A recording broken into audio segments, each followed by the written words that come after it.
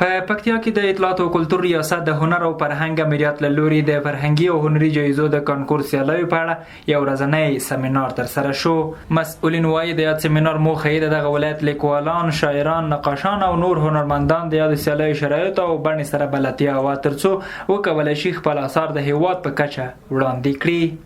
نو د دې په خاطر باندې چې د پکتیا ولایت ژورنالیستان او همدارنګه فرهنګ پال هنرمندان په دغه برخه کې ښه پوهاوی ترلاسه کړي.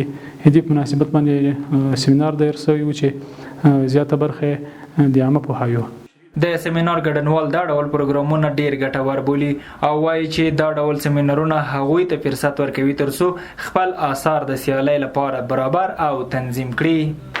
دا رقم سمینارونه کې دوی ګډون کوي او خپل آثار د سکال کانکور لپاره وزارت سره وسپاري او د هغوی سره ثبت کړي. او د دولت څخه هم هیله دغه ده چې دا رقم سمینارونه ډېر کړي او هنرمندان، لیکوالان، شاعران او نور د دې فیلډ کارکوونکو څخه دوی تشویق کړي او دوی نور هم د فیلډ ته وهڅوي.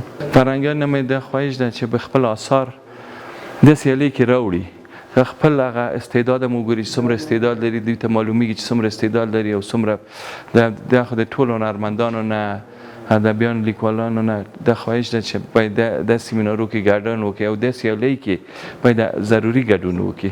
مسؤلین وایي تمه ده چې د دې سیمینار له لارې به د پکتیا لیکوالان، هنرمندان او نقاشان د هیواد په کچه د فرهنګي او هنري جایزو سیالیو کې د پام وړ لاسته راوړنې ولري.